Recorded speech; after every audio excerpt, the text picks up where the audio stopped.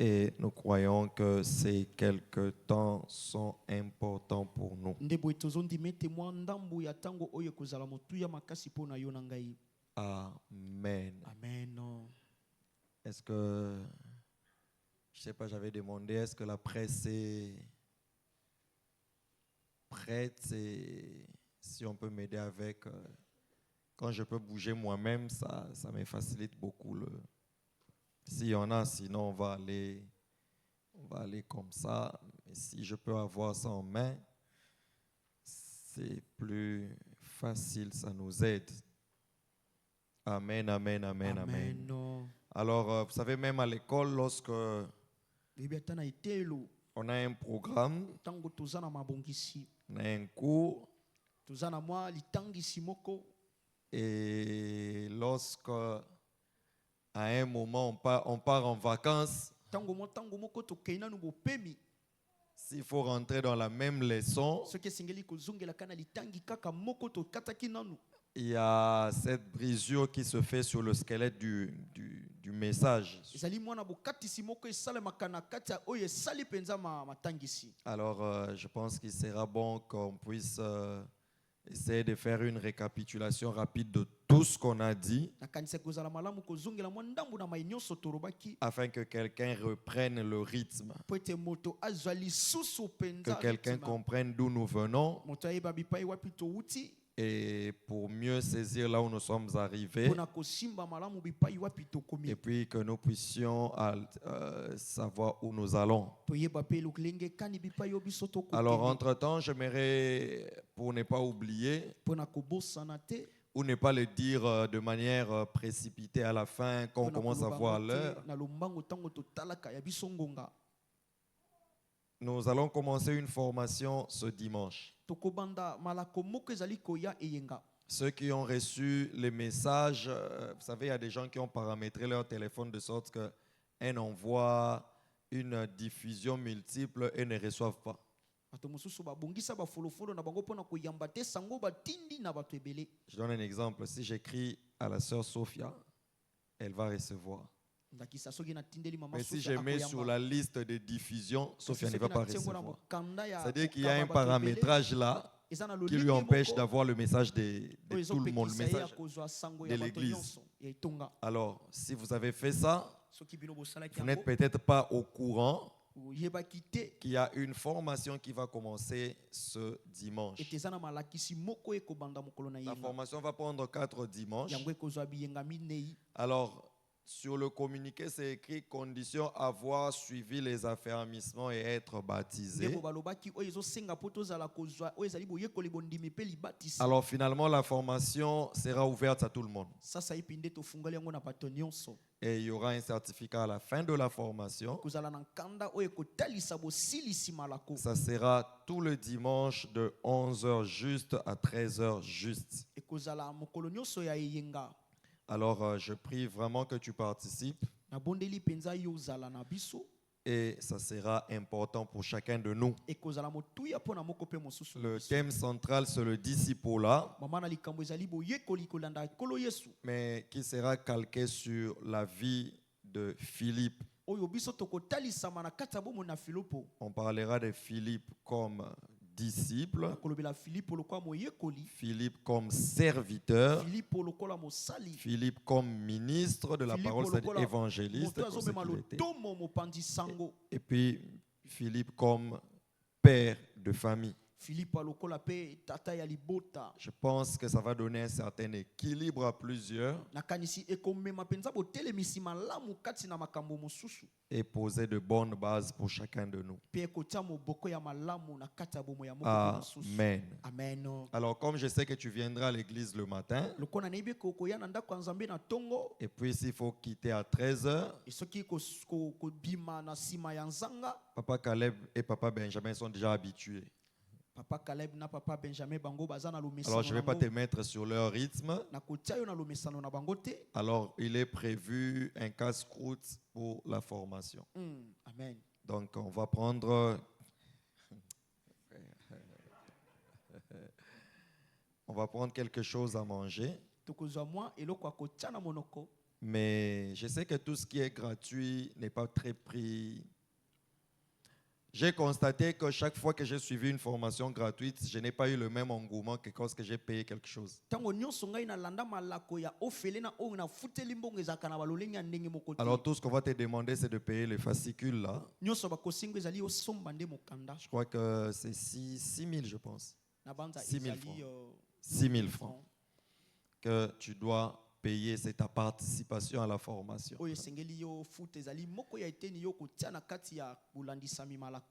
Amen. Alors, comme tout doit se préparer, on doit savoir on sera au nombre de combien. C'est-à-dire que ce qu'on va préparer pour manger, il faut qu'on sache c'est pour combien de personnes.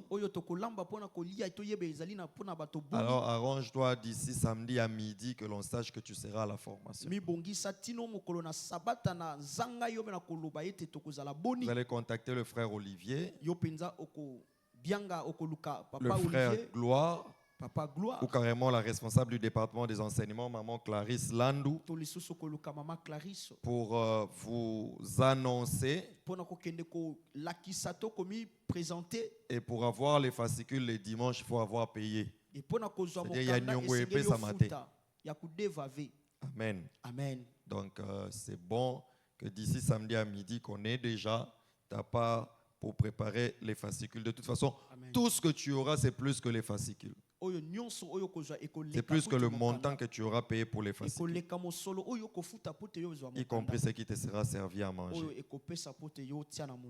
n'est pas les foufous. Hein? C'est juste quelque chose pour soutenir notre force. Pour que quelqu'un ne dise pas votre affamé. Voilà. Que Dieu soit béni. Amen. Alors, nous sommes en train de faire une étude sur Daniel et Apocalypse. Que nous avions commencé par cette ligne eschatologique. Et quand on dit eschatologique, c'est simplement ce qui est lié au temps de la fin. Les études sur les événements du temps de la fin. Nous sommes en train d'étudier le livre de Daniel et le livre d'Apocalypse. Le livre de Daniel, comme nous avions dit, était écrit par le prophète Daniel, qui était parmi ceux qui avaient été amenés en Babylone entre l'an 608 et l'an 606 avant Jésus-Christ. Quelqu'un m'a fait la remarque dernièrement. Il dit quand je donne les dates, il faut que j'explique. Parce que pour nous mettre tous au même niveau. Par exemple, quand je dis de l'an 606 à l'an 536, il dit qu'il faut bien expliquer. Peut-être que quelqu'un peut être... Comme on le sait tous, quand on parle du temps avant Jésus-Christ, on parle du plus grand au plus petit. Hein.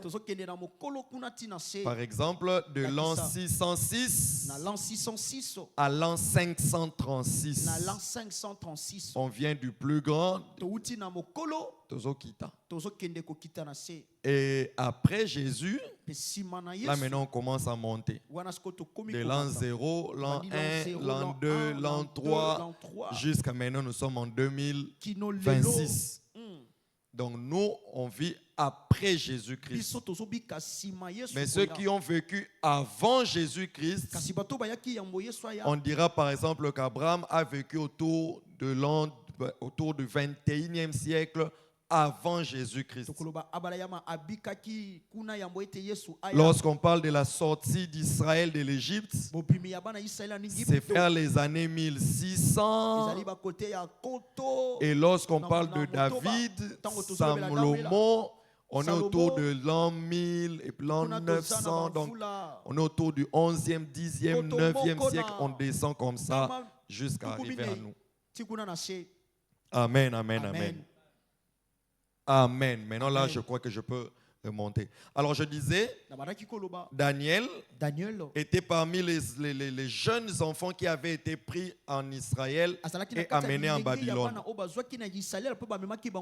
Sur le 3 groupes de déportation, Daniel était du premier groupe. C'était parmi les adolescents beaux, intelligents. Avec lui, ses amis Azaria, Mishkaël, qu'on a appelé Shadrach, Meshach, ainsi de suite. Voilà. Donc, eux, ils ont fait le mouvement entre l'an 608 et l'an 606 avant Jésus-Christ.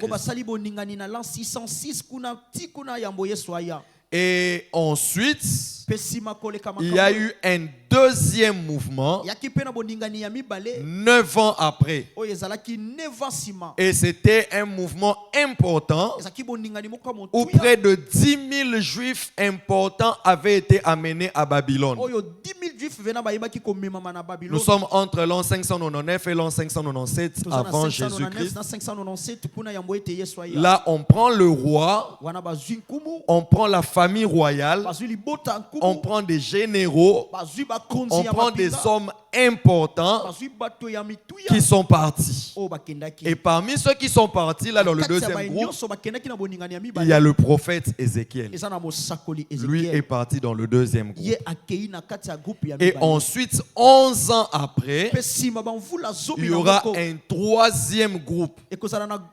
Et lorsqu'on a amené le troisième groupe, on a détruit les temples de Jérusalem et on a amené le peuple en déportation. Nous sommes autour de l'an 586 avant Jésus-Christ.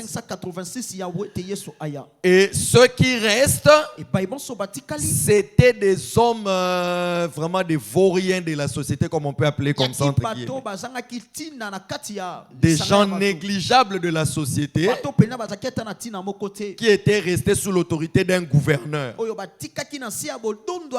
Et parmi les personnes qui étaient restées, il y avait le prophète Jérémie qui lui était resté à Jérusalem avant qu'une révolte n'arrive.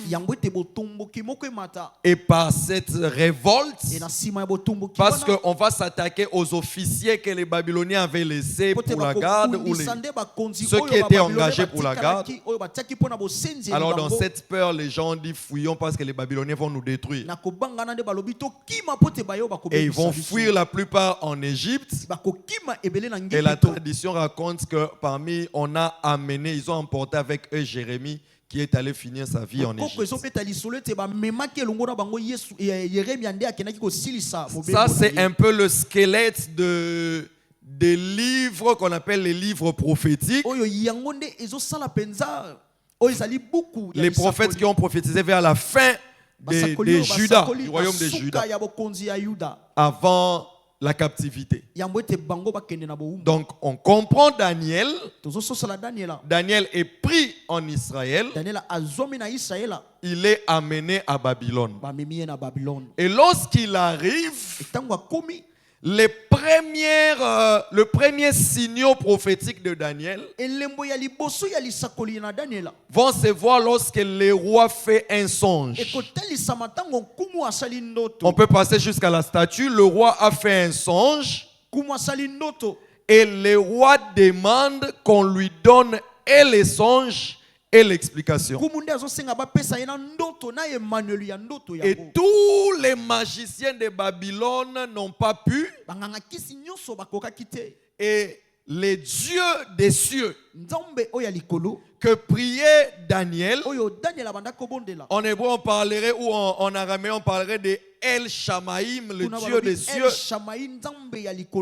Il va donner le rêve et l'explication. Dans le rêve du roi, il a vu une grande statue formée de différents métaux. La tête était en or. La poitrine et les bras étaient en argent. Et son ventre et ses cuisses étaient en airain ou en bronze. Et vous savez, quand on parle de l'airain, c'est pas un métal à l'état pur. Donc comment on appelait ça en chimie, on appelait ça quoi? On mélange des métaux. C'était les alliage, voilà, une alliage. Donc ça venait on a fait 2 métaux, donc c'est travaillé pour avoir du bronze. Donc vous comprenez, on parle d'un métaux précieux, un métal précieux vers un métal négligeable. Bon, pas négligeable, mais pas de même valeur.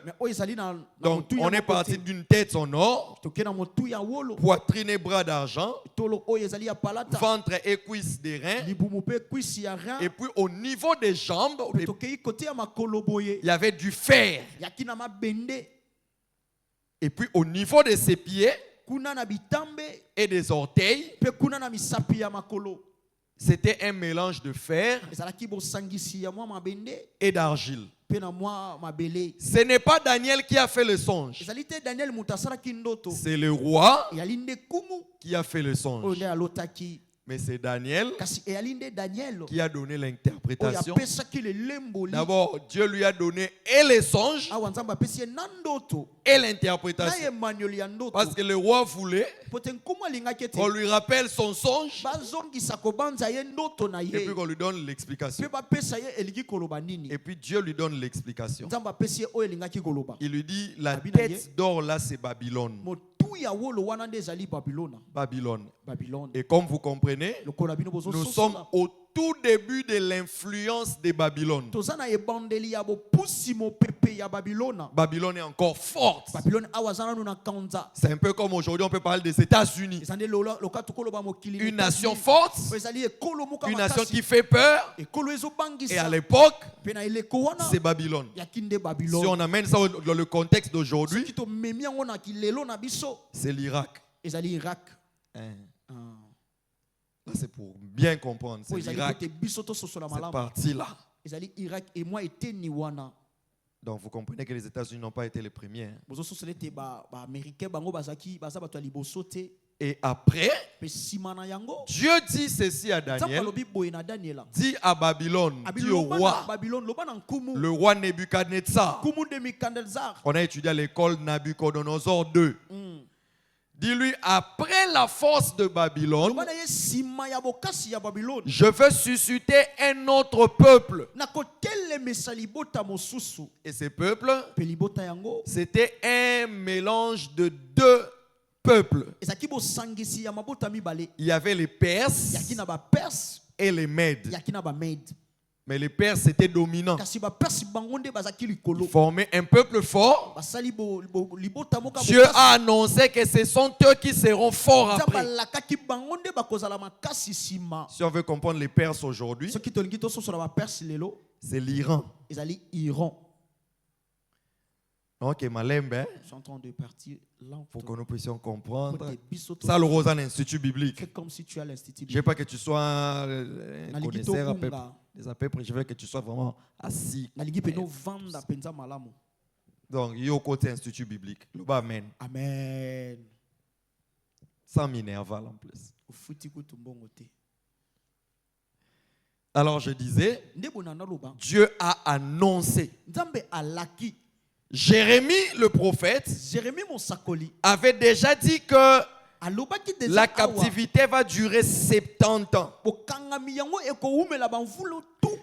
Donc, à partir de l'explication de Daniel, Dieu était déjà en train d'annoncer qu'après la force de Babylone, il y aura les Perses et les Mèdes. Et ce sont eux qui vont devenir forts autour de l'an 538 et 536 avant Jésus-Christ. Et puis ce n'est pas fini. On dit à Daniel, il faut dire au roi, après les Mèdes et les Perses, la partie qu'il a vue en bronze, ça sera un autre royaume qui est Javan. Et Javan, c'est le grec. Donc le grec, la Macédoine, cette partie-là. un peu de ce qui était autrefois Tchécoslovaquie, un peu de ça, et puis la partie de la Grèce, ainsi de suite. Mais particulièrement les Grecs. Et dans l'histoire du monde, vous comprendrez qu'après la force des Perses, effectivement, il y a eu la force des Grecs avec Alexandre le Grand et ses généraux. Je reviendrai sur ça. Et Dieu lui dit, après eux, il y a la partie de fer. Quand on dit le fer, c'est-à-dire c'est la force. Dieu a dit, il y aura encore un autre royaume. Après j'avance, c'est-à-dire après les Grecs.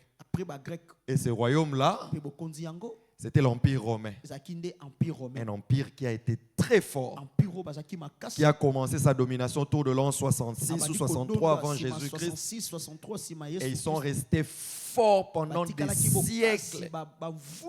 Lorsque la dernière tranche de l'Empire romain tombe, nous sommes au 15e siècle après Jésus-Christ. 1453. Ça signifie qu'ils ont eu pratiquement 16 siècles de force. Mais ce qui est intéressant, Dieu l'a dit au 7e siècle avant Jésus-Christ. Donc Dieu peut dire ce qui va se passer sur plus de 15 siècles avant. Alors je marque cette parenthèse en disant, si Dieu peut parler au 7e siècle, sur ce qui arrive même plus de 22 siècles après, qu'est-ce que Dieu a dit sur ta vie qu'il ne peut pas accomplir? Alors, quand je le dis, il est possible que tu tombes dans un livre scientifique où on doute du livre de Daniel. J'ai déjà lu quelqu'un qui a dit que le livre de Daniel est impossible. Parce que quelqu'un ne peut pas dire avec exactitude plusieurs siècles après, comme c'est dans le livre de Daniel, sur plusieurs siècles après. Voilà pourquoi j'ai voulu le peindre comme ça, pour comprendre qu'il ne s'agit pas de Daniel, mais il s'agit de Dieu qui parle au travers de Daniel. Amen. Amen. Donc tu n'arrives pas quelque part où on te change la tête. Et parce que nous sommes à l'école, nous étudions la Bible. Nous croyons à la Bible comme la vérité dans sa totalité. Tu peux rencontrer des théologiens qui doutent de certains récits bibliques. Par exemple, il y a une confession très connue, très plongée dans l'histoire des Écritures, où tu rencontreras leurs théologiens dire par exemple que l'histoire de Noé c'est pour nous donner la foi. Où on doute de certains récits comme la tour de Babel. On va te dire par exemple que l'histoire de... Dieu n'a pas besoin de te mentir pour te donner la foi. Amen. Amen, amen, amen, amen. Je dis bien, nous sommes à l'école, c'est important que je le dise. Dieu n'a pas besoin de te mentir pour te donner la foi. Le jour où tu rencontres quelqu'un qui te dit que l'histoire de Noé, c'était pas vrai, c'était juste pour nous donner la foi, tu vas lui répondre comme ceci. Lorsque Jésus disait que les jours qui précéderont sa venue, ça sera comme les jours de Noé. Les gens mariaient leurs enfants. Les jours qui précéderont sa venue seront comme les jours de Lot. Alors tout naïe. Alors faut le demander. Si l'histoire de Noé, l'histoire de Lot, ce ne sont pas des histoires vraies juste pour nous donner la foi. Pourquoi Jésus a fait mention de ça? Et la Bible dit dans Hébreu, Jésus était tenté en toutes choses sans commettre de péché. Or, le mensonge était un péché. Donc, Jésus n'a jamais menti. Donc, l'histoire de Noé et de Lot n'ont jamais été des mensonges. Est-ce que quelqu'un me comprend? C'est important d'avoir l'équilibre, d'avoir des réponses. Sinon, quelque part,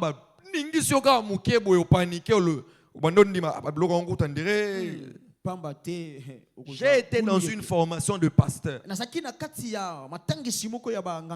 pasteur dit,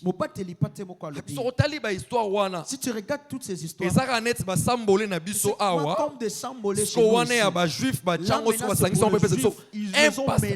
j'étais scandalisé. Maintenant, s'il prêche quoi? Donc, lui-même, sa foi est basée. Parce que la foi vient de ce qu'on entend, c'est qu'on entend vient de la parole de Christ. Sa foi est basée sur des rêveries, sur des... Alors, je le dis encore, nous ici, nous croyons à la Bible dans sa totalité et nous croyons qu'elle est la vérité dans sa totalité. Amen. Important. Alors ça, c'était Daniel. Et vous voyez la dernière partie au niveau des pieds. Et il précise les détails des orteils. Il dit que c'était fait de fer et d'argile. Est-ce qu'on peut passer sur les animaux, les 4 animaux? Si ça peut me permettre de résumer, voilà. La vision de la statue, c'était le roi qui a fait le songe. Daniel donne l'explication. Mais cette vision, là c'est Daniel qui l'a fait. C'est Daniel qui voit. Et lorsque je donnerai l'explication, vous comprenez que Daniel a vu exactement ce que le roi avait vu. Même vision, mais pas les mêmes éléments. Je donne un exemple. Pharaon fait 2 songes que Joseph a interprétés. Dans le premier songe, 7 vaches grasses avalées par 7 vaches maigres. Dans le deuxième, je ne sais pas si j'ai inversé ou quoi. Dans le deuxième, c'était des épis. Des épis maigres qui ont englouti les épis gras. 2 images, mais le même message. Et lorsque Pharaon lui donne l'explication, Pharaon et Joseph lui dit, c'est que le roi a vu. C'est le même message. Mais comme Dieu l'a répété 2 fois, c'est que c'est quelque chose qui est arrêté dans le divin. Et Dieu ne tardera pas à l'accomplir. Donc tu peux avoir un message. Ça c'est une bonne parenthèse. Tu as un message. Tu peux te retrouver quelque part où 2 personnes ont fait des rêves qui ont la même explication. Ou même toi-même, tu fais 2 rêves, des images différentes, mais ça peut avoir la même explication. Ça signifie que mets-toi en prière parce que c'est quelque chose qui est arrêté. Mais ce que j'aime, c'est quelque chose qui a été arrêté dans le divin. Mais Joseph a donné la sagesse pour limiter les dégâts d'un décret divin. Ça, c'est ce que la prière est capable de faire. La sagesse a limité les dégâts prévus par un décret divin. Alors, ici aussi, même message, deux images. Donc si on veut comprendre ça, il faut les mettre ensemble. Dans la deuxième image, il a vu un lion avec des ailes. Il a vu un ours penché d'un côté. Il a vu un léopard à 4 têtes avec des ailes. Et puis il a vu un animal terrible. Un animal terrible. Que la Bible n'a pas précisé quel animal. Et on lui a dit le premier animal, c'est Babylone. C'est que le roi avait vu comme la tête d'or. Le deuxième animal, on lui a dit que c'est les Perses. C'est que le roi avait vu comme la poitrine et les bras d'argent. Et puis on lui a dit que le troisième animal, c'est le léopard là à 4 têtes.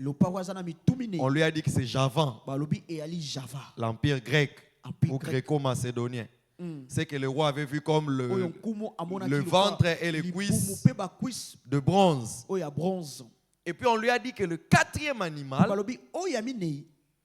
cet animal terrible, c'est cet empire qui viendra après Javan. Et c'est à partir de là que l'on peut bien bondir pour entrer dans l'Apocalypse. Vous constatez avec moi, comme je l'avais dit, dans la vision du roi, il y a eu un empire ici, marqué par le fer. Et puis il y a une deuxième partie, marquée par un mélange de fer et d'argile.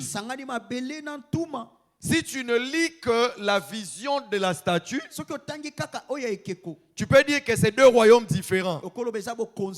C'est qu'il y aura un royaume ici, après Javan. Et puis plus tard, il y aura un autre royaume après. Ça, c'est lorsqu'on reste sur la statue. Maintenant, lorsque vous allez sur les animaux, on donne un dernier animal après Javan.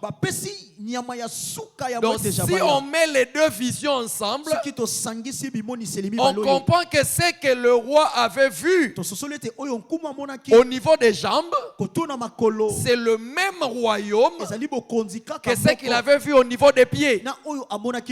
Parce que dans la vision des animaux, c'est le même animal. Et regardez la similitude. Lorsqu'on a parlé des bras, on n'a pas fait allusion aux doigts. Mais lorsque vous lisez Daniel, quand on est arrivé au niveau des pieds, on a fait allusion aux orteils. Il y en a 10. Et le quatrième animal, on dit qu'il avait 10 cornes. Donc on comprend qu'il y a vraiment, c'est qu'on peut comprendre, c'est qu'au niveau de jambes, c'est le même royaume qu'au niveau des pieds. Et dans la vision des animaux, cela est représenté par le quatrième animal. Et regardez, dans la vision de la statue, on avait dit qu'une pierre va s'élever, va frapper la statue au niveau des pieds. Et la statue va tomber. Et puis cette pierre-là va devenir une grande montagne qui va dominer toute la terre. Donc la prophétie là disait que du temps de cet empire, mais au niveau des pieds, le Seigneur Jésus va frapper l'empire des nations et va dominer sur toute la terre. Lorsqu'on prend la vision des animaux, sur les 10 cornes, on va voir qu'au milieu de ces 10 cornes, il y a 3 cornes qui vont se briser. Et puis il y a une petite corne qui va émerger et qui va devenir une grande corne avec des yeux et une bouche pour prononcer des blasphèmes contre Dieu. Ça, c'est l'image que la Bible donne à Daniel sur cet impie qui va se lever sur la terre qu'on appelle l'Antichrist. Donc, si nous avons compris que l'empire qui va succéder Javan, c'est le même qui va aller jusqu'à la fin, que Christ va frapper. Donc on peut comprendre que c'est de cet empire que sortira l'Antichrist. Seulement, la vision de la statue nous montre que cet empire viendra sous 2 formes en 2 temps différents. Il y a eu une première forme à l'état naturel, et puis il y aura une deuxième forme faite de mélange. Et la Bible dit à Daniel, Dieu dit à Daniel, comme tu as vu les fers se mélanger à l'argile au niveau des pieds, cet empire sera formé par des alliances humaines. Donc la première forme de l'empire sera naturelle.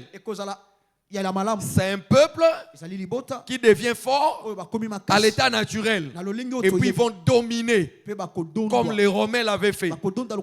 Mais dans sa deuxième phase, ça ne sera pas juste le Romain à l'état naturel, mais ça sera plusieurs nations qui vont se coaliser, une alliance politique pour refaire l'empire qui avait disparu afin de produire cet impie. Je crois que j'avais donné beaucoup de détails sur les animaux. Je ne vais pas revenir. Est-ce qu'on peut passer? Passer. Ça, je prendrai ça plus tard. Passer. Passer. Passer. Non. Restons un peu là. Restons sur la ligne là. Alors, en parlant maintenant du livre d'Apocalypse, on peut voir cette ligne que j'avais tracée en mettant ensemble Daniel et Apocalypse. J'avais dit ici, nous vivons entre B et C. Au point B, c'est la venue de Christ, sa mort, sa résurrection. Et au point C, c'est lorsque le Seigneur Jésus va revenir pour prendre son église. Et nous vivons dans les temps qui est au milieu là, compris entre la venue du Seigneur, la première venue du Seigneur et la seconde venue du Seigneur que nous attendons. Et lorsque vous lisez Apocalypse, les chapitres 2 et 3 commencent par 7 églises sur lesquelles je ne saurais pas revenir aujourd'hui. Donc nous on est quelque part là. Quelque part là. Vivant entre la première venue du Seigneur et la seconde venue du Seigneur que nous attendons. Mais comme j'avais dit, l'histoire de l'église peut être répartie en 7 temps. Et chaque église prophétisait dans Apocalypse 2 et 3 prophétisait sur les temps de l'église.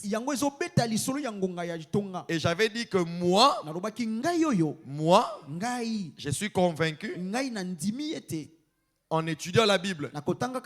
Ce n'est pas de l'unanimité, ça c'est moi. En étudiant la Bible, je suis convaincu qu'on est arrivé à la dernière phase. Pour des raisons que j'avais données précédemment. Et voilà pourquoi nous étions tombés dans Apocalypse chapitre 4. L'Apocalypse chapitre 4 qui commence par après cela. Après cela. Tu ne peux pas étudier la Bible. On dit après cela. Tu ne cherches pas à savoir après quoi. Donc quand tu étudies la Bible, si on dit après cela, tu dois savoir c'est après quoi. Parce que ça va te permettre de comprendre la logique biblique. Le chapitre 2 et 3 on parlait de 7 églises. Éphèse, Smyrne, Pergame, Thyatire, Sardes, Philadelphie, et puis Laodicée. Et le chapitre 4 commence après cela. Et on lui dit, il dit, je regardais, et voici une porte était ouverte dans le ciel. La première voix que j'avais entendue, comme le son d'une trompette, et qui me parlait et dit, monte ici, je te ferai voir ce qui doit arriver dans la suite. Dans la suite de quoi? Des églises. Chapitre 2 et 3 t'ont présenté les 7. Et j'ai dit ici, chaque église présageait c'est que l'église sera au fil des années, au fil du temps, au fil des siècles. Et j'avais montré ici, je crois que c'était la deuxième ou troisième séance, j'avais donné les caractéristiques de chaque église et essayé de les situer dans le temps. Maintenant on dit ce qui va arriver dans la suite. Après l'église.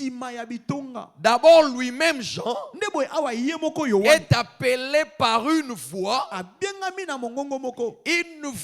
qui a retenti comme une trompette. Donc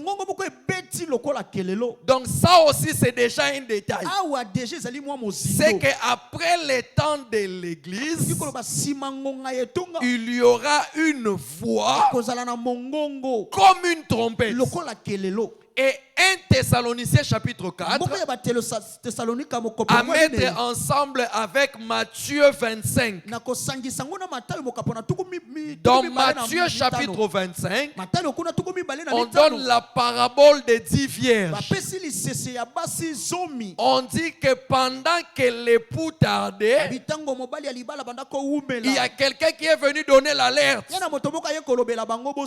Voici l'époux, allez en sa rencontre. Cette parabole qui présage l'enlèvement de l'église annonce qu'il y a quelqu'un qui va annoncer l'arrivée de l'époux. L'époux n'a pas dit où sont mes femmes, venez. Il y a quelqu'un qui a annoncé sa venue. Voici l'époux, allez à sa rencontre. Et 1 Thessaloniciens 4 dit, le Seigneur a un signal donné au son de la trompette d'un archange. Donc l'enlèvement se fera au son d'une trompette, mais une trompette qui est une voix qui t'appellera. Voici l'époux, aller à sa rencontre.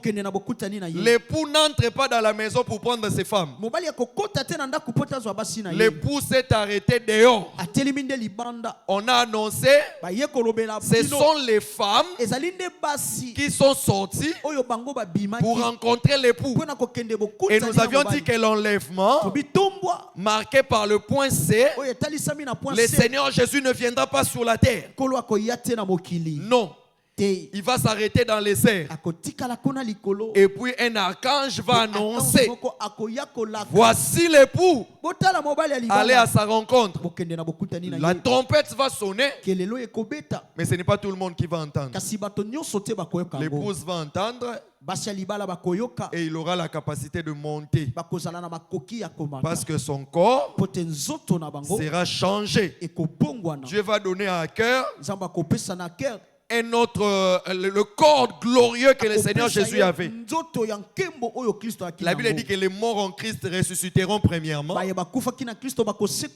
Et ensuite ceux qui seront vivants vont les rejoindre. Et puis ils vont monter ensemble. C'est comme ça que la procédure que la Bible donne. Les morts en Christ ressusciteront premièrement. Mais ils ne montent pas avant les vivants. Et puis ceux qui sont vivants. Et puis ils montent ensemble. Paf, on part. Ceux qui attendent, ceux qui sont dans les repos, vont monter, vont ressusciter. Et puis ceux qui seront vivants, nous rejoignons. Et puis nous partons. Alors comme vous savez, l'expérience d'Enoch, qui n'avait pas vu la mort, qui était monté, et l'expérience d'Élie, ces deux-là qui n'avaient pas vu la mort, qui étaient montés, ces deux expériences ont souvent été utilisées comme, comment je peux dire, comme le modèle. C'est à cause de ça que vous allez voir par exemple dans le film où on imagine que les habits restent. Comme Élie en montant, il a laissé tomber le manteau. Et puis le verset qui dit, la chair et le sang n'hériteront pas le royaume des cieux. C'est ce qui met ensemble plusieurs théologiens pour dire que les habits, tout ça là vont rester. Même si la Bible ne l'écrit pas littéralement. Ont-ils raison ou pas? Je ne sais pas. Tout ce que je sais, nous partirons. Et il est possible qu'ils aient raison. Amen, amen, amen. Donc toi-même tu peux imaginer ce qui va se passer. Toi tu es là.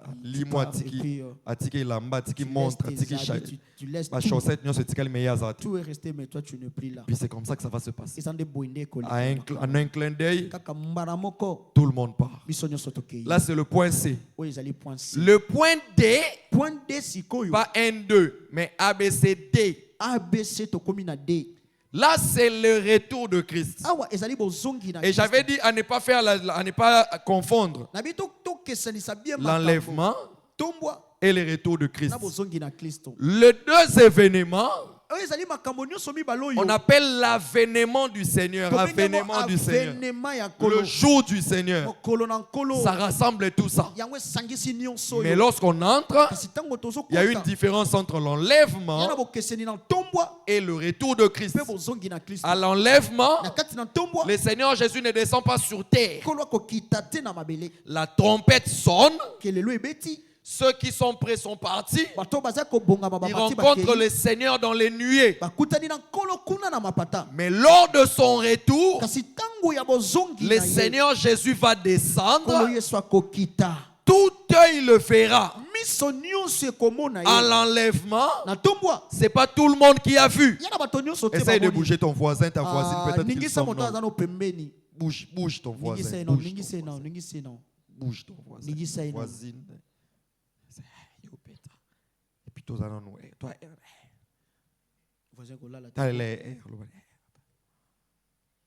Amen, amen, amen, amen. À l'enlèvement, ce n'est pas tout le monde qui a vu le Seigneur. Ceux qui sont prêts, ils vont partir. Ceux qui ne seront pas prêts, ils vont attendre la deuxième session. Repêchage. Et puis on a ça vivant. Hein. Là, si tu es vivant. Parce que si tu es mort, déjà, là c'est fini, tu attends le jugement dernier. Hein. C'est-à-dire si tu es mort et qu'à l'enlèvement tu n'es pas ressuscité, tout ce que tu peux attendre, c'est le jugement dernier. Qui n'est pas à confondre avec l'enlèvement ou le retour de Christ. Le retour de Christ, ce n'est pas le jugement dernier. Amen. Amen. Mais si tu es vivant et que tu n'es pas enlevé, repêchage. Deuxième session. Si on peut le dire comme ça. Mais à quel prix?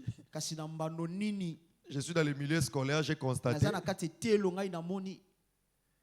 Et lorsqu'un enfant repêché, il a l'espoir de passer des classes. Il me semble que c'est moins compliqué que les examens habituels. Mais non, frère, là, ça sera autre. Il est plus facile de partir à l'enlèvement que de partir après. Ça sera difficile. Amen, amen, amen. Amen. Oh, est-ce qu'on a aussi?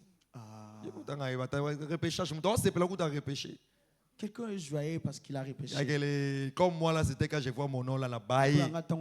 Parce que moi, c'était quand les examens finis, donc les deux fois où j'ai vu mon nom là, dessin scientifique. Dessin scientifique. Les deux fois, dessin scientifique. Alors, ces jours-là, on n'attend pas les repêchages. Amen, amen. Amen. Dans le retour de Christ, tout œil le verra. On verra le Seigneur descendre. Ceux qui seront vivants seront en train de voir le Seigneur descendre. De la même manière que de partout tu es dans la planète, tu sais voir le soleil sur la planète. Et tu sais voir la lune. Si c'est la nuit, tu sais voir la lune. Si c'est la journée, tu sais voir le soleil. De la même manière, tout le monde de partout où il sera pourra voir le Seigneur en train de descendre. Et il ne descendra pas seul. Il sera avec ses bien-aimés. Donc j'imagine que moi aussi je serai là. Le Seigneur descendre avec ses anges, avec ses bien-aimés. Moi aussi nakati. C'est comme on so yo ozala tanga comme on mais moi tu vas créer. Tokita penza. Et lorsqu'il descend,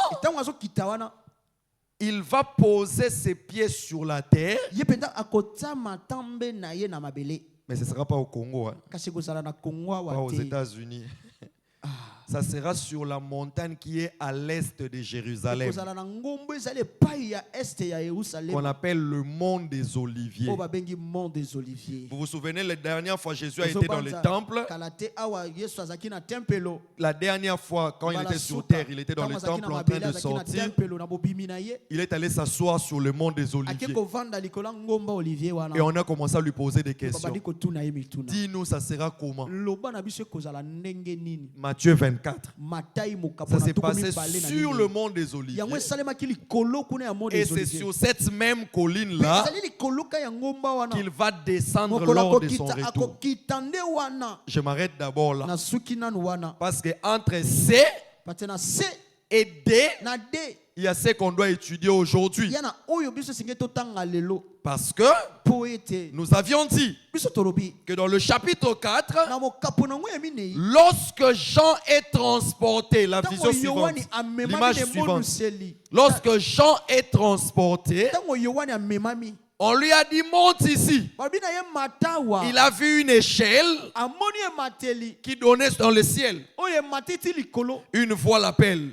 Je te montrerai ce qui va arriver. Et lorsque Jean monte, il voit le trône de Dieu.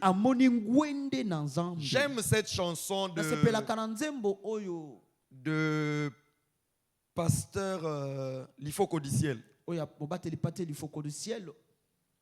Il dit C'est encore la chanson. Il dit quand on entrera dans le ciel, il y aura, chacun voudra voir Pierre, Abraham.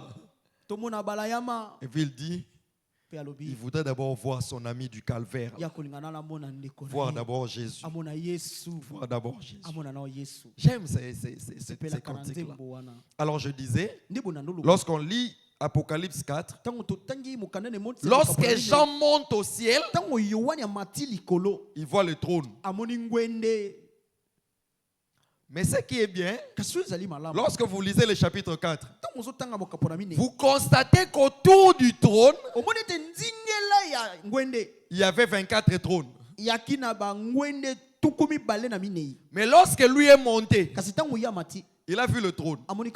Comment tu peux voir ce qui est au milieu avant de voir ce qui est tout autour? C'est parce que la Bible voulait déjà te fixer. C'est qu'au ciel, la personne la plus importante, c'est Dieu lui-même. Que tu vois des l'or, que tu vois des anges, que tu vois les décors, la personne la plus importante, c'est Dieu lui-même. Quand il monte, il voit le trône. Un merveilleux trône. Avec des aspects qu'il décrit. Les trônes étaient comme de l'émeraude, comme toutes les belles pierres précieuses là. Les trônes étaient beaux à voir. Et puis, il a vu des êtres autour de Dieu. Et nous avions commencé à parler de ces êtres. Il a vu 4 êtres vivants. Et j'avais dit ici que je ne saurais pas revenir, que Esaïe aussi les avait vus, mais il les a appelés d'une autre façon. De toutes les façons, lorsque Esaïe a écrit, Esaïe avait écrit en hébreu. Il a employé un mot hébreu qui a été traduit en français par séraphin. Et lorsque Jean écrit, Jean écrit en grec et ça a été traduit par être vivant. Mais lorsque on met Esaïe 6 et Apocalypse 4, vous voyez qu'il y a vraiment des similitudes entre les êtres qu'Esaïe a appelés séraphins et les êtres que Jean a appelés êtres vivants. Vous voyez même les images, même les ailes, la disposition des ailes. Il a vu les 4 êtres vivants. Mais il a aussi vu 24 trônes autour de Dieu. Ça, Esaïe n'avait pas vu. Esaïe n'avait pas vu de trône autour de Dieu.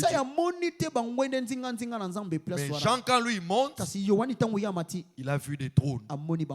Et sur ces trônes, il y avait 24 personnes que la Bible décrit, que nous devons étudier.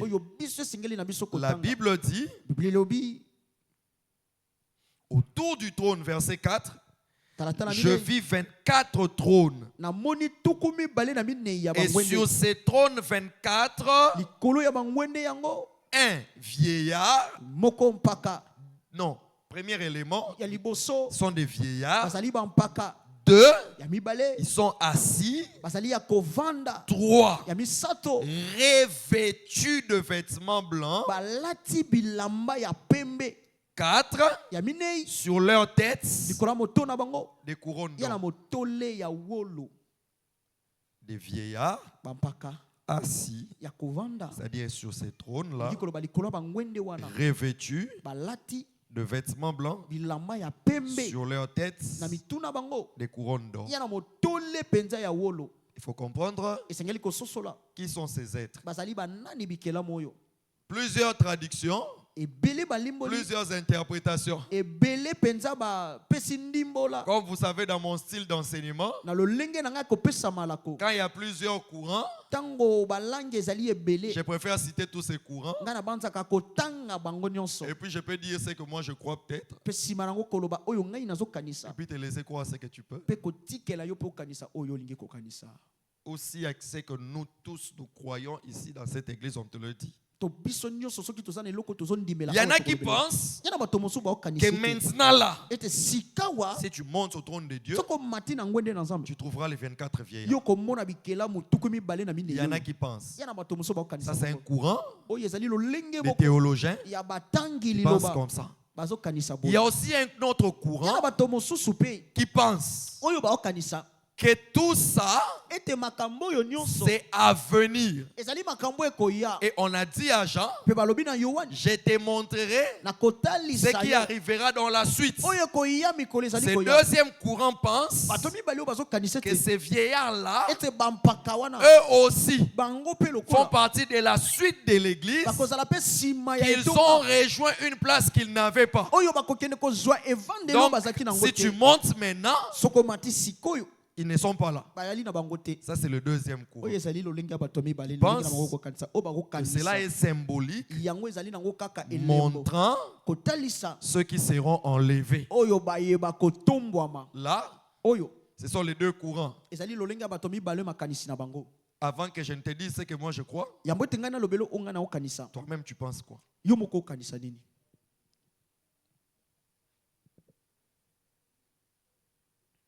J'ai envie de laisser deux personnes parler ici.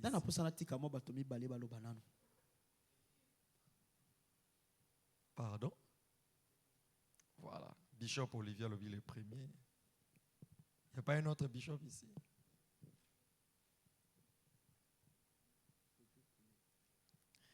Bon.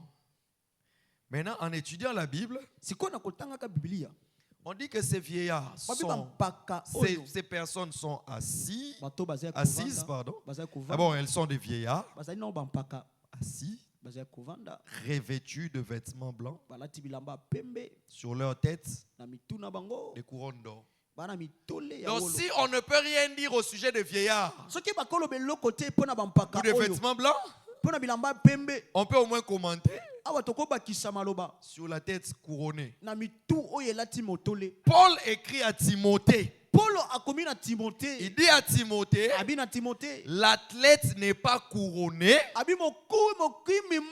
s'il n'a combattu suivant les règles. Dans la logique de Dieu, on est couronné parce qu'on a combattu.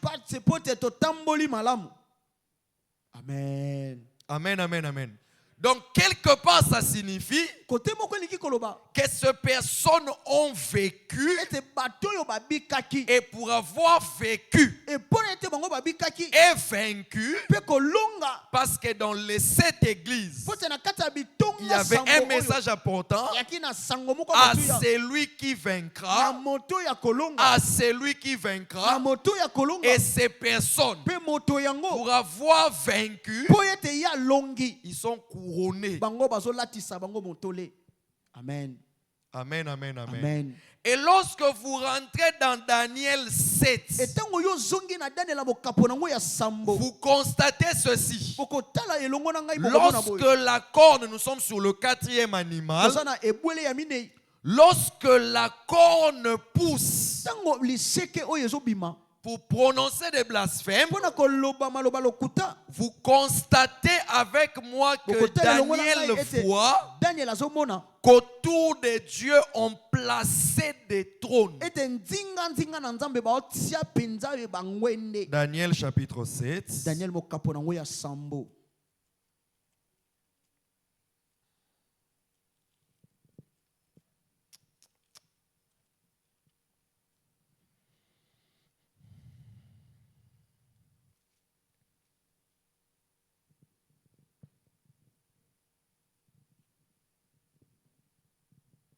Le verset 8 dit, J'ai considéré les cornes et voici une autre petite corne sortie du milieu d'elles.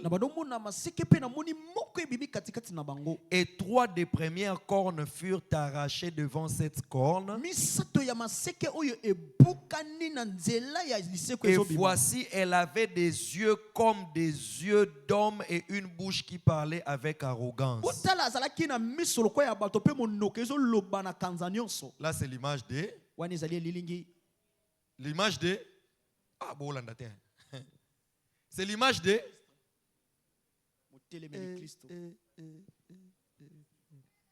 C'est l'image de l'Antichrist. Cette petite corne qui s'élève avec des yeux et une bouche, prononçant des blasphèmes. Ça, c'est l'image de l'Antichrist. Et on dit, je regardais pendant que l'on plaçait des trônes et l'ancien des jours s'assit. Là, on parle de Dieu. Son vêtement était blanc comme la neige et les cheveux de sa tête étaient comme de la laine pure. Et son trône était comme des flammes de feu et les roues comme un feu ardent. Et on continue, on dit 1000 personnes les servaient, ainsi de suite. Et 10 000 millions se tenaient en sa présence. Les juges s'assirent et les livres furent ouverts. Lorsque on voit Daniel, Daniel a constaté, lorsque d'un côté l'Antichrist est monté, auprès de Dieu, il y avait des nouveaux trônes qui étaient placés. Et lorsqu'on rentre dans Apocalypse 4, j'en vois des trônes autour de Dieu.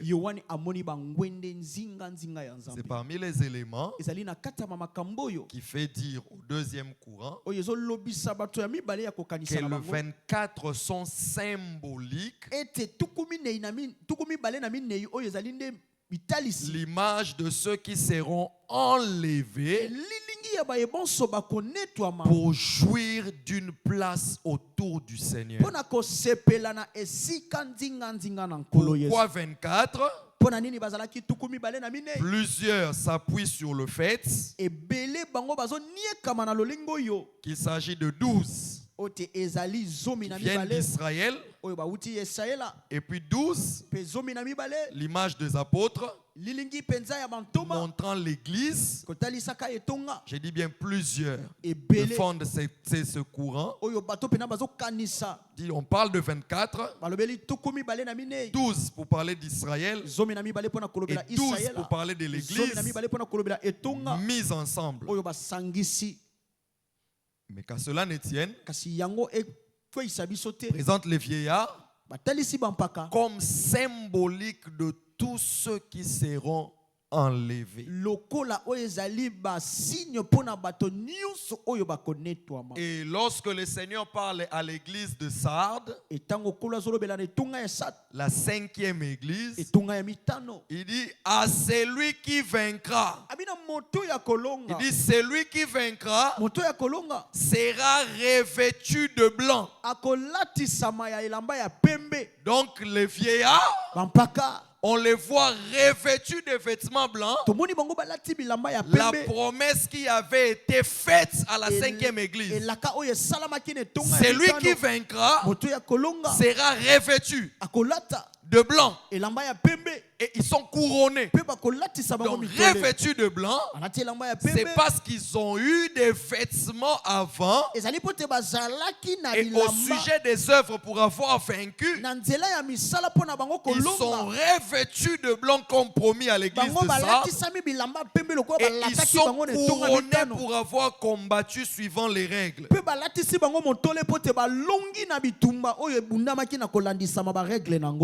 Amen. Amen, amen, amen, amen. Ça passe ou il faut reculer?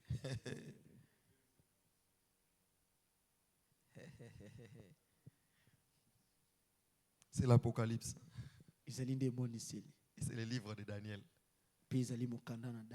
Amen, amen, amen, amen, amen. Donc vous comprenez avec moi, on a dit à Daniel, monte, je te ferai voir ce qui va arriver dans la suite de l'église. Et quand il monte, il voit le Dieu sur son trône. Il voit des êtres près de Dieu. Mais ils ont aussi des vieillards sur des trônes autour du Seigneur. Et ma prière, c'est que toi aussi, tu sois parmi ceux qui se trouveront autour du Seigneur. Amen. Amen, amen, amen, amen. Et autour du Seigneur, en train de prendre les couronnes déposées devant le Seigneur. Pour dire, c'est lui qui a mérité. Donc ces vieillards-là estiment qu'ils n'ont rien mérité, qu'ils doivent leur couronne à l'agneau. Donc un autre élément pour montrer que c'est vieillard. Non seulement j'ai parlé des revêtements blancs comme à l'église de ça, j'ai dit qu'ils sont couronnés pour avoir combattu suivant les règles. Selon ce que Paul a écrit à Timothée, vous constatez aussi qu'ils jettent leur couronne devant l'agneau comme pour dire ils sont là parce que l'agneau a accompli un travail. Amen. Amen, amen, amen, amen. Alors excusez-moi. Moi aussi, je crois que le 24 est une réalité future qui montre, qui est un peu allégorique, montrant ceux qui vont être enlevés. Je n'ai pas le monopole de la raison, c'est ce que je crois. Et je te laisse aussi étudier la Bible. Maintenant, voici ce qui se passe. Là au ciel, on est en train d'adorer le Seigneur. Et pendant qu'on adore, pendant que tout le monde adore, on constate qu'il y a un livre particulier. Un livre qui a été scellé. Un livre de jugement qui était scellé. Et personne n'osait pas seulement ouvrir, mais même les regarder. Donc, quand tu pars au ciel, même dans la gloire, mais personne n'osait même regarder les livres.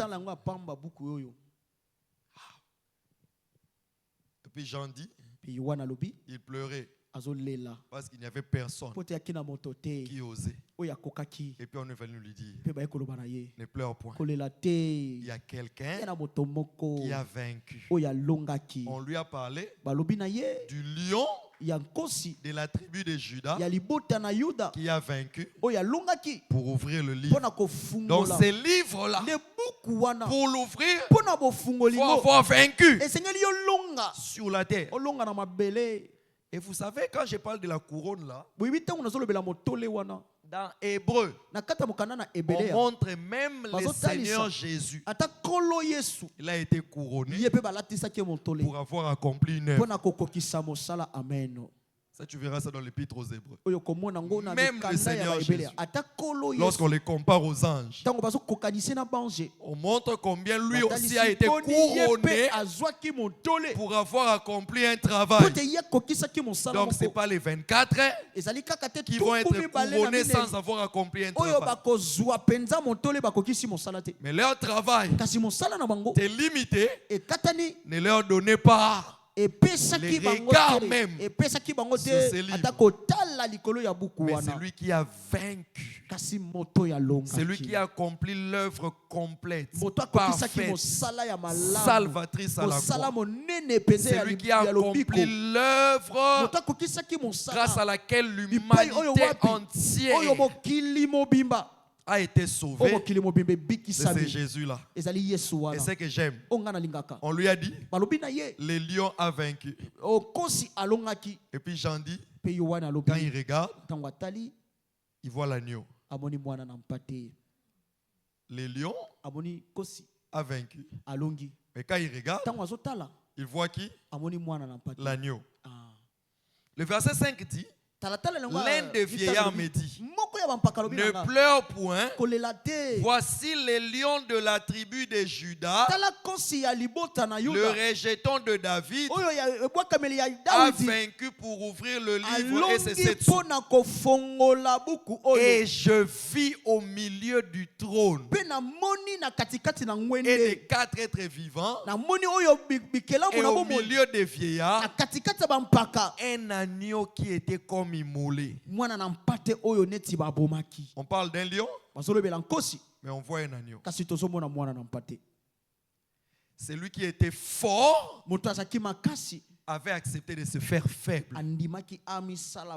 Celui qui est Dieu, celui qui est le roi, avait accepté de se faire petit. Le Créateur avait accepté les coups de fouet par des créatures.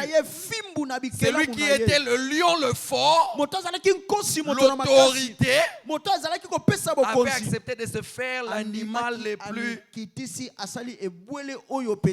les plus vraiment tendres, même quand on les tue. L'agneau. Alors c'est lui qui va commencer à faire tout ce que tu vois dans Apocalypse 6, Apocalypse 7, Apocalypse 8, Apocalypse 9. Regardez ce qui se passe. 6, 7, 8, 9. Et c'est par là qu'on va arrêter ce soir. On l'adore. Tu es digne d'ouvrir. J'aimerais revenir sur certains mots. La Bible dit, quand tu lis pris le livre, verset 8, les 4 êtres vivants et les 24 vieillards se prosternèrent devant l'agneau, tenant chacun une harpe et des coupes d'or remplies de parfums, qui sont les prières des saints. Les prières sont dans une banque de prières qui se présente comme de parfum, mise en réserve, et quand nous serons là, on va encore ajouter de parfum. Et il chantait un cantique nouveau. Donc même si Papa Caleb compose 1000, et se composer dans nous, qui nous attend là-bas, même si tous les papas Franck, même Papa Alain qui nous a précédés dans la gloire, il avait composé, mais il y a encore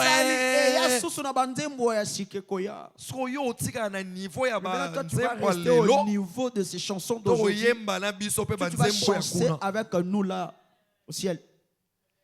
Si ta joie est de venir à l'église, mais de yon là un faux frère, toi tu vas t'arrêter dans ces chansons que tu chantes ici. Toi tu vas rater. Maintenant demande à ton voisin. Toi tu vas chanter les chantons d'ici. Tu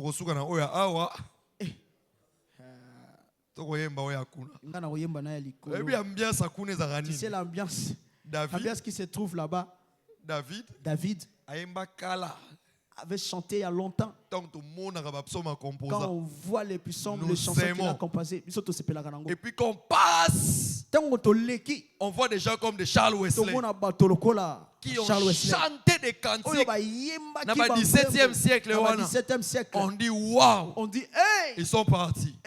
On est venu à l'époque Nabiso. On a vu des papas Alain qui ont composé des merveilleux cantiques. Il est parti. Maintenant là-bas, nous tous, podium moko. Na podium. Nous sommes au podium moko. Chorale moko. Ah, bien aimé. Pesa non amène bien, pesa non amène bien, pesa non amène. Nous sommes au chorale moko.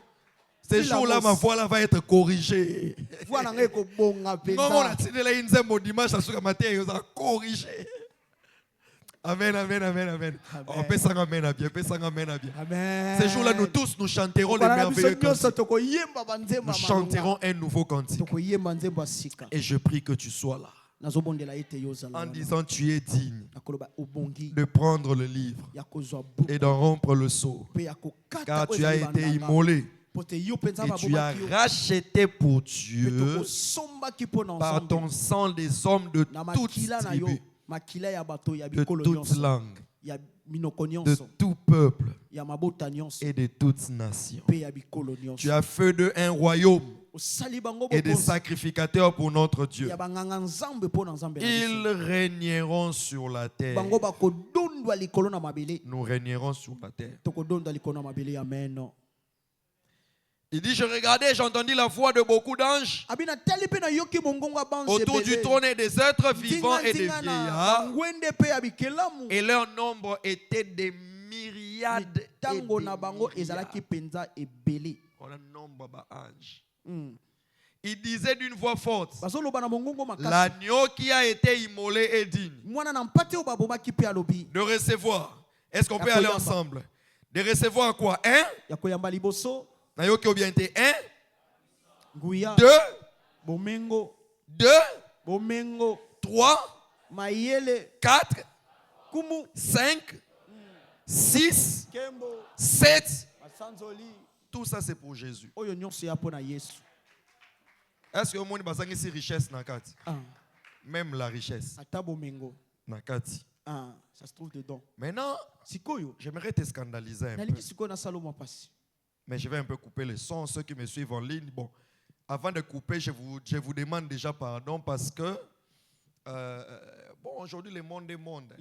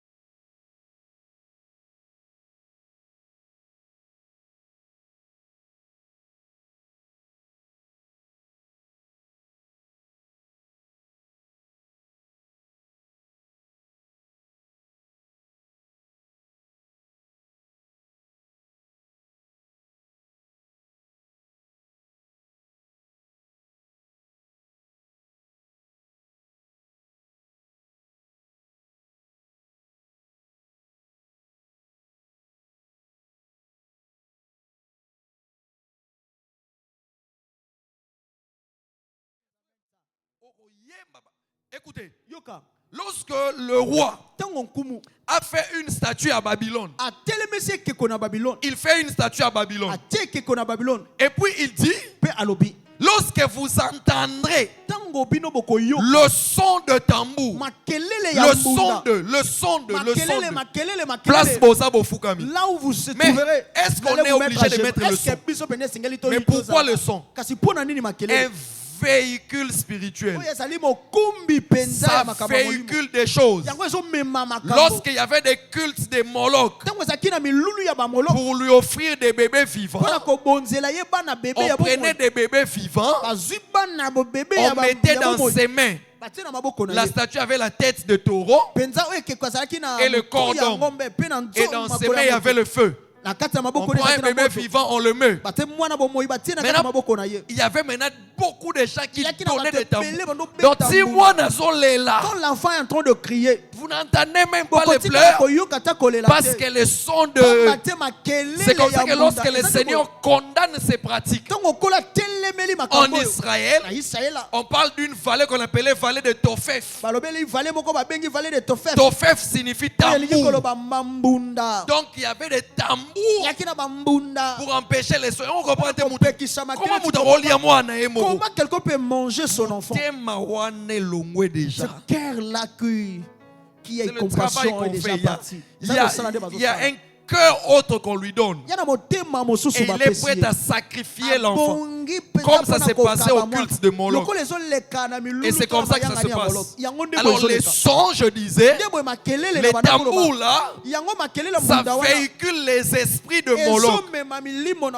Et de la même façon, quand tu entends un son comme ça, quel que soit ce qu'il chante, dis-toi déjà que cette adoration là au diable montre que c'est un son dédié.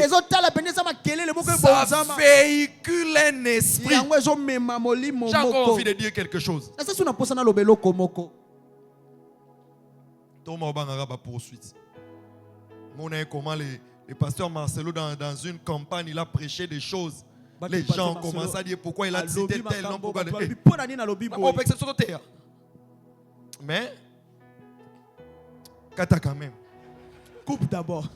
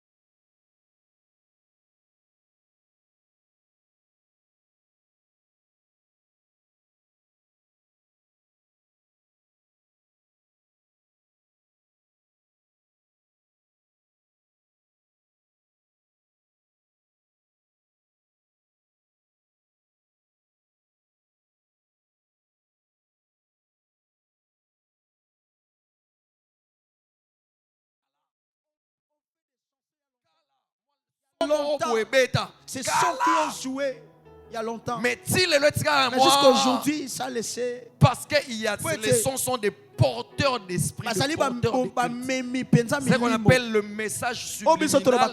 C'est un message que tu reçois dans ton esprit, mais que l'artiste ne chante pas. L'artiste n'a pas chanté ça.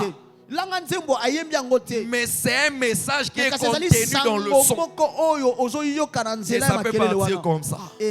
Ça peut partir comme ça. Quand j'étais à l'école, on m'avait donné le nom d'un musicien. On ne m'avait pas donné moi-même un sobriquet d'un musicien. Jusqu'aujourd'hui, dans le groupe de mes amis de l'école, lorsque quelqu'un veut me provoquer, et puis cite, je ne vais pas le dire, sinon tu...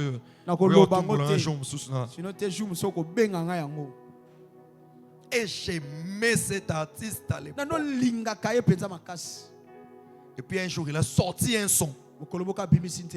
Et beaucoup de gens avaient l'habitude, quand le groupe là sort un chant, on vient l'apprendre de moi. Je me souviens une fois, les musiciens sortaient un album 17 chants. Une semaine après, je connaissais même les Mabanga. Donc j'étais tellement fan. Et puis, alors ils ont sorti un son. Et les gens venaient. Que je chante pour eux. Et moi-même, vous savez comment j'ai retenu cette partie. Je me souviens, on habitait l'avenue Chopo, à Lemba. Une nuit vers minuit, j'avais l'impression que Nzembo ane ebetelanga. C'était cette chanson qui jouait.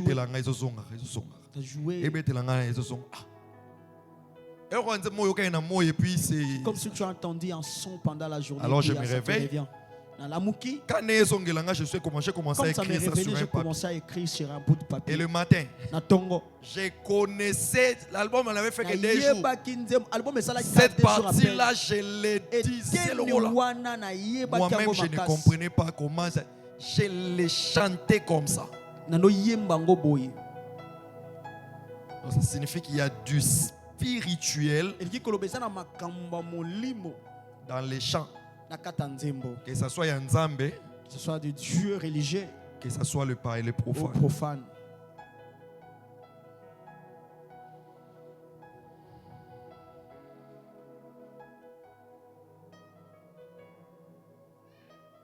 Alors toi, jusqu'à là, vous allez à un niveau,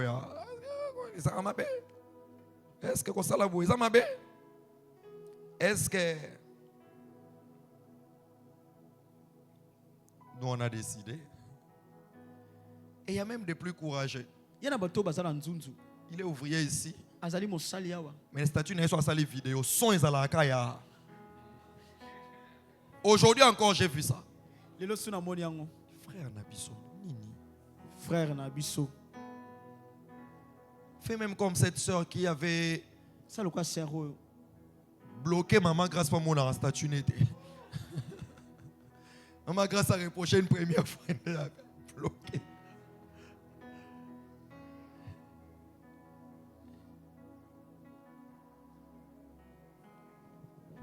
Vous allez à la fête.